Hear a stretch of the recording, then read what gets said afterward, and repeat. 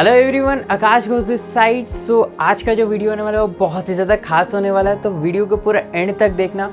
और अगर आप चैनल पे नए हो तो चैनल को अभी का भी सब्सक्राइब कर दो, बेल आइकन को हिट कर दो ताकि आप कोई भी तगड़े वीडियो मेरे साइड से मिस ना करो। So never fall in the trap of marketing business. क्या बोल दिया जी हाँ, never fall in the trap of marketing business. कभी भी इस चंबुल पे मत फंसना, क्योंकि और हाँ, जितने भी इसके भाई बहन हैं, digital marketing, affiliate marketing, digital network marketing, ये सब चक्कर आप कहीं भी अगर सुनते हो तो उससे आपको भागना है। जी हाँ, भागना है, ठीक है। और ये मैं वीडियो के एंड तक इस चीज़ को साबित करके रहूँगा, वो भी फैक्ट्स एंड फिगर्स के साथ। तो वीडियो के एंड तक बने रहिए। बट इससे पहले मैं आपको एक चीज़ बता देता हूँ कि ये जो वीडियो होने वाला है ये थोड़ा सा हटके होने वाला है। मैं आपसे कुछ सवाल पूछूंगा इस वीडियो के अंदर, तो आपको बस येस और नो पे जवाब देना। अगर आप चाहते हो तो उसको डिस्क्रिप्टिव तरीके से भी बोल सकते हो। मीन्स अगर येस है तो क्यों है, नो है तो क्यों है। एंड स्टार्ट करते फिर इस वीडियो को। सो आप सबसे मेरा पहला सवाल कि इंडिया के अंदर करीब करीब इंस्टीट्यूशन जितने भी कॉलेज है वो 1 करोड़ से भी ज़्यादा ग्रेजुएट्स हर साल प्रोड्यूस करते हैं। तो आप मुझे बताना, क्या is it practically possible to create, मतलब 1 करोड़ जॉब क्या पॉसिबली क्रिएट है गवर्नमेंट सेक्टर और प्राइवेट सेक्टर को मिलाकर क्रिएट करना? जवाब चाहिए येस और नो। सो अगर मैं थोड़ा सा इसके बारे में और डिटेल में बताऊँ आपको कि इंडिया के अंदर अगर मैं प्रैक्टिकली बताऊँ तो 25 लाख से ज़्यादा जॉब्स क्रिएट करना is not at all possible. तो इसकी क्या क्या रिजल्ट्स आते हैं ये भी मैं आपके साथ शेयर करता हूँ। अभी कुछ दिन पहले मोदी रोज़गार दो, ये ट्रेंड बहुत ज़्यादा हुआ, तो लोगों ने दबा के रीट्वीट किए। मीन्स जितने भी लोग थे वो ज़्यादातर स्टूडेंट्स थे एंड जो ग्रेजुएट्स थे, तो इनका यही मानना था कि उनको रोज़गार चाहिए। वो अपने डिग्री से पास आउट हो गए पर उनके पास करने के लिए कुछ नहीं है। साथ में उनके साथ ऐसा भी चीज़ें हो रहा था कि एग्ज़ाम पोस्टपोनमेंट हो रहा था, उनका जो डिग्री से वो होल्ड करके रखा था गवर्नमेंट ने। तो कहीं ना कहीं ये बहुत ज़्यादा परेशानियाँ क्रिएट कर रहा था एंड कहीं ना कहीं मैं इसके सपोर्ट में भी हूँ।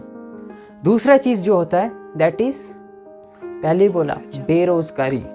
जी हाँ, बेरोज़गार, अनएम्प्लॉयमेंट ये बढ़ता है। इससे भी जो तगड़ा चीज़ जो होता है दैट इज़ अंडर एम्प्लॉयमेंट। अब ये कहना कि अंडर एम्प्लॉयमेंट ये क्या चीज़ है? अंडर एम्प्लॉयमेंट एक ऐसा चीज़ है, लाइक अगर आपके अंदर स्किल्स है, पोटेंशियल है, कैलिबर है, लाइक अगर आप महीने का 75 से 1 लाख तक डिज़र्व करते हो, बट फिर भी जॉब्स की कमी की वजह से आप कहीं ना कहीं खुद को 20 या 25 हज़ार में खुद का सौदा कर लेते हो। जी हाँ, मेरा वर्ड थोड़ा हार्श है, सौदा कर लेते हो आप, क्योंकि आपको पता है कि अगर मैं ये जॉब को नहीं करता हूँ तो कहीं ना कहीं बाहर बहुत ज़्यादा कंपटीशन सा हो सकता है, आपसे बेहतर किसी को हायर कर लिया जाएगा। तो यू जस्ट मीन्स आप वहाँ पे खुद को दे देते हो कि चलो कुछ तो आ रहा है। सो ये इंडिया में बहुत ज़्यादा मात्रा पे है। अगर आपको बिलीव नहीं है तो अपना है जो सबसे ज़्यादा सर्च बोलता है दैट इज़ गूगल। अब आप गूगल पे भी जाके सर्च करते हो कि what is the ratio of under employment currently in India. उसके साथ दूसरा सवाल जो मेरे आपसे है दैट इज़ कि आप मुझे बताओ कि एक इंडियन पेरेंट्स एवरेज में अपने बच्चे के लिए कितने पैसे अपने उसके एडुकेशन में खर्च करते हैं? मीन्स क्लास 1 से लेकर क्लास, मतलब उसका जो ग्रेजुएशन तक। मेरे हिसाब से अगर एक एवरेज फैमिली का बताओ, एवरेज मिडिल क्लास फैमिली का, तो करीब करीब 10 से 15 लाख तक पूरा लगता है। और इसी के साथ अगर मैं बताऊँ, थोड़ा सा फैक्ट्स यहाँ पे बताऊँगा तो ध्यान से सुनना।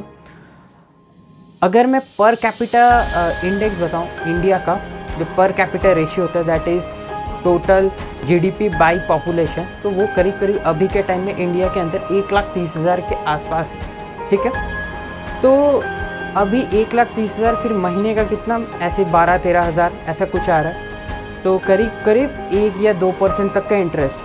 क्या आपको ये अटपटा नहीं लग रहा है कि जहाँ आपने करीब करीब 10 से 15 लाख खर्च किए अपने पढ़ाई पे, वहाँ पे आपको जस्ट आरओआई मिल रहा है बस 1 या 2% का? मीन्स 10-20 हज़ार पे आप सेटिस्फाइड भी हो रहे हो होना, पर एक्चुअली आप मजबूर हो। कहीं ना कहीं ये सोचने वाली बात है। अभी एक शॉकिंग न्यूज़ हो सकता है आपके लिए। इकोनॉमिक टाइम्स से एक रिपोर्ट निकला था, लाइक 93,000 कैंडिडेट्स ने बस पियोन की नौकरी के लिए अप्लाई किया था, जिसमें से करीब करीब 50,000 से भी ज़्यादा ग्रेजुएट्स, पोस्ट ग्रेजुएट्स करीब करीब आपका 27 से 28 हज़ार था। एंड द मोस्ट शॉकिंग, जो मुझे भी शॉक किया, that is means 3,800 PhD holders थे उसके अंदर। मीन्स आप सोच सकते हो कि मार्केट का एग्जैक्ट सिनेरियो क्या है। उसके साथ अगर 2020 का मैं बात करूं तो करीब 10,000 से भी ज़्यादा सुसाइड केसेस आए हैं, जो कि एक तरह से सबसे हाईएस्ट है पिछले ईयर्स के अंदर। हर घंटे में एक सुसाइड। तो this is really very much shocking and it is more than the farming sector. Farming sector से भी ज़्यादा अनएम्प्लॉयमेंट की वजह से यहाँ पे इम्पैक्ट आया है।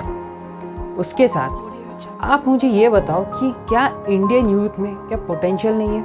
क्या उनको अगर कोई तगड़ा सा प्लेटफॉर्म मिल जाए तो क्या वो धमाका नहीं मचा सकते? आप मुझे ऑनेस्टली बताओ, मुझे जवाब चाहिए, येस और नो। तीसरा सवाल, इज़ योर जॉब सिक्योर? जी हाँ, क्या अगर आपको जॉब मिल भी जाता है, क्या वो सिक्योर है? जी हाँ, अभी कुछ दिन पहले आपका Oxford University and Barack Obama White House secretary से ऐसा रिपोर्ट आया था कि लगभग 50% से भी ज़्यादा AI, जी हाँ, आर्टिफिशियल टेक्नोलॉजी जॉब्स को रिप्लेस कर देंगे अमेरिका के अंदर। तो आप मुझे अभी कहने वाले हो कि अमेरिका का क्यों बात करो, इंडिया का बात करो। तो इंडिया में भी बता देता हूँ। तो इंडिया में भी करीब IT सेक्टर, कंप्यूटर, तो IT सेक्टर में भी करीब 50% से भी ज़्यादा जॉब्स वाइप आउट होने वाला है 2022 के अंदर ड्यू टू आर्टिफिशियल इंटेलिजेंस। अगर एग्जांपल से भी बात करूं मैं आपसे, तो आपने देखा होगा, अगर आप कोलकाता से हो या फिर दिल्ली से हो, तो आपने वहाँ पे मेट्रो स्टेशंस के अंदर देखा होगा कि वेंडिंग मशीन्स आने लग गए। एयरपोर्ट्स में भी वेंडिंग मशीन्स आने लग गए। तो अगर मेट्रो स्टेशन से बात करूँ तो वहाँ पे आपको पहले टोकन्स ऐसे टिकट काउंटर में जाके लेना होता था, पर अभी आप मशीन पे पैसे डालते हो, वहाँ पे टोकन्स आते हैं एंड आप इजीली ट्रैवल करते हो। कहीं ना कहीं क्या हुआ, टिकट काउंटर्स वाले जो भी जॉब करते थे उनका ख़त्म। और साथ में अगर बताऊँ, ड्राइवरलेस कार आ गया। टेस्ला नाम सुना होगा, इलॉन मस्क अपने हर कोई जानता है। उसके साथ साथ ड्राइवरलेस ट्रेन बहुत जगह भी चालू हो गया है। तो वो धीरे धीरे इंडिया में भी आने वाला है। तो कहीं ना कहीं हर एक जॉब, हर एक सेक्टर पे कहीं ना कहीं AI एंटर करने वाला है एंड वहाँ पे बहुत तगड़ा इफेक्ट छोड़ने वाला है। तो क्या आप इसके लिए रेडी हो? जवाब चाहिए, येस और नो। और वो ज़माना भी बहुत जल्दी जाने वाला है जो सोच रखता है, अभी भी अगर सोचता है कि मुझे 9 बजे सुबह निकलना है नौकरी के लिए, वहाँ जाएंगे, कुर्सी पे बैठेंगे, पंखे के नीचे, AC के नीचे, कुछ पेन घिसना है तो घिस देंगे, या फिर 5 जैसे ही बजता है हम बैग पैक रेडी करके घर वापस, बस। तो ये जो सोच रखने वाले टू कॉल्ड सरकारी नौकरी वाले, तो इनका पत्ता बहुत जल्द काटने वाला है। 4th सवाल आपसे, have you analyse the current market scenario? Means अभी जो मार्केट का सिनेरियो चल रहा है वो क्या आपने एनालाइज किया है? उसके बारे में मैं अगर आपको थोड़ा सा बताऊं, 2020 लॉकडाउन के बाद बहुत सारे लोगों के जॉब्स अफेक्टेड हुए थे, बहुत सारे लोगों के बिजनेसेस बंद हुए एंड बहुत सारे लोगों ने फाइनेंशियली सफ़र किया था। तो इसके कारण तो आपको पता ही होगा कि लोगों के पास सेकेंड सोर्स ऑफ इनकम बोल के कुछ था ही नहीं। उनको था, मतलब ऐसा था कि आएगी तो देखी जाएगी, क्या ही होगा, अभी जो चल रहा है चलने दो। तो ये जो लोगों का सोच था वो कहीं ना कहीं कोविड ने या फिर कोरोना ने उसको निकाल दिया पूरा। उसके साथ अगर मैं स्टॉक मार्केट का बात करूं, स्टॉक मार्केट जो कि धड़ाम से गया था कोविड के अंदर, लॉकडाउन के टाइम। मीन्स रेशियो फैक्ट से बताऊं, अगर 2008 में हम लोग का जो रिसेशन था वो पेंडिंग पे था, बट 2020 में वो सीधा खींच के डिप्रेशन में ला दिया हम लोग को। And till now our India is trying to recovering hills. आपने बहुत सारे हेडलाइंस भी पढ़े थे कि the backbone is cracking, means India का जो बैकबोन है वो टूट रहा है। कहीं ना कहीं अनएम्प्लॉयमेंट की वजह से ये सबसे ज़्यादा इम्पैक्ट पड़ा था। ठीक है, सो नाउ कौन कौन से सेक्टर में सबसे ज़्यादा कोविड ने हमला किया था? ट्रैवल सेक्टर के बारे में बात करूँ तो करीब 50 लाख से ज़्यादा जॉब्स वाइप आउट हुए थे। हॉस्पिटैलिटी सेक्टर, लाइक वो 5 स्टार होटल्स हो गया, 7 स्टार, जिनको बहुत ही मज़े आते थे 5 स्टार लाइफ एंजॉय करने का, तो उनके अंदर भी करीब 30 लाख से ज़्यादा जॉब्स गए। रिटेल सेक्टर में बात करूँ तो करीब 2 लाख, IT सेक्टर में 1.5 लाख, स्टार्टअप्स के अंदर भी 1 लाख से ज़्यादा जॉब्स के, बैंकिंग, इंश्योरेंस, ये सब सेक्टर्स में भी करीब 30,000 से ज़्यादा जॉब्स वाइप आउट हुए थे। और अभी भी ऐसे बहुत सारे सेक्टर्स लाइक जो MSME में रजिस्टर्ड नहीं है, उनका तो अभी कैलकुलेशन बताए तो उससे भी ज़्यादा होगा। ध्यान रखने वाली बात है, दैट इज़ जो 40% डेली वर्कर्स है वो लोग भी बहुत ही बुरे तरीके से अफेक्टेड हुए थे, जो कि डेली अर्निंग्स पे अपना रोज़ी रोटी चलाते थे। आप मुझे एक बात बताना कि क्या अभी तक जो भी मैंने बोला ये मैंने सच बोला या झूठ बोला, ये भी येस और नो। अगर सही लग रहा है तो मुझे जवाब चाहिए कमेंट के अंदर। और अभी भी मैं बोल रहा हूँ, दोबारा बोल रहा हूँ, मार्केटिंग बिजनेस कभी मत करना, ऑनलाइन बिजनेस कभी मत करना। जी हाँ, कभी मत करना। सो अभी आपसे मेरा 5वां सवाल, India has a huge number of youths, still India is not developed, why? जी हाँ, क्यों? आप मुझे बता सकते हो कि इंडिया के अंदर इतने सारे यूथ्स है तो फिर भी क्यों इंडिया अभी तक उतने लेवल पर डेवलप नहीं हुआ है?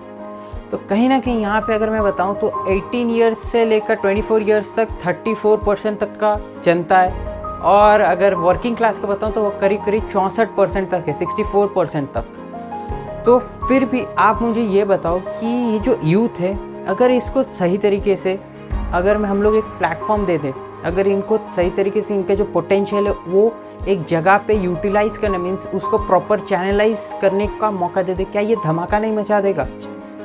आपको क्या लगता है? अगर ये कुछ स्टार्टअप्स पे काम करते हैं, अगर ये कोई अपना खुद का बिजनेस का स्टार्ट करने का सोचते हैं, तो क्या ये जो करंट में चल रहा है इससे बेहतर नहीं करेंगे?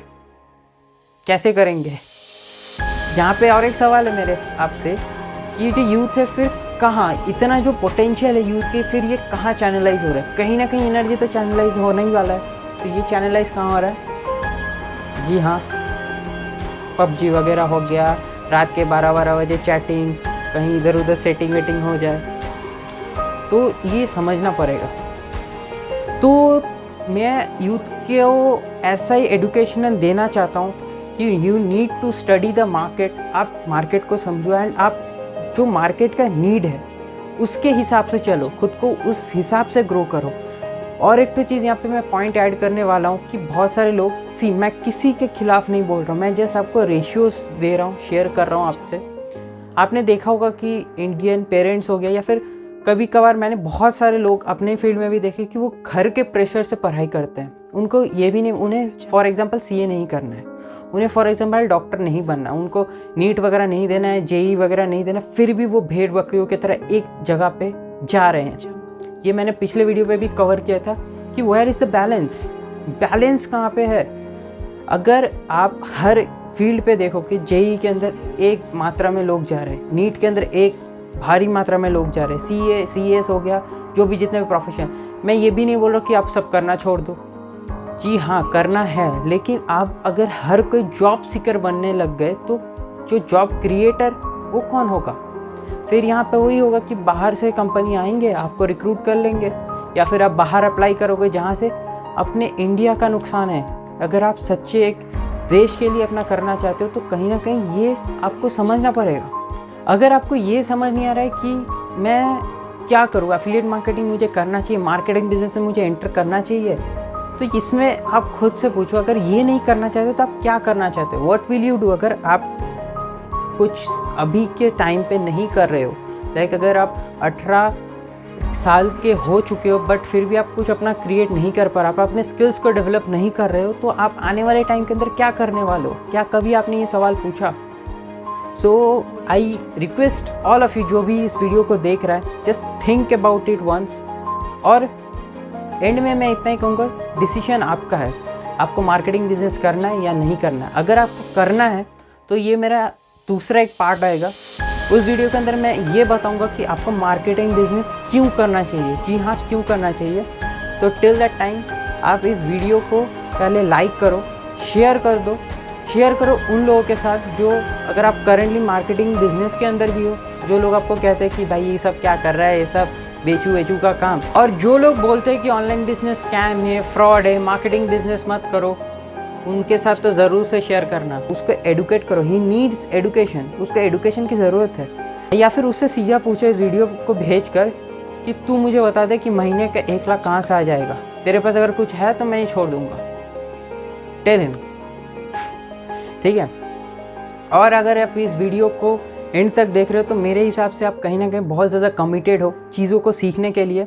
एंड जिस किसी के भी थ्रू आप इस वीडियो को देख रहे हो, I would hardly request you कि आप इसके बारे में और इन्फॉर्मेशन लेने के उस पर्सन को कॉन्टैक्ट कर लो। एंड टिल दैट टाइम साथ में ग्रो करते, इंडिया को आगे बढ़ाते। तो this side Akash was signing off, see you in the next video.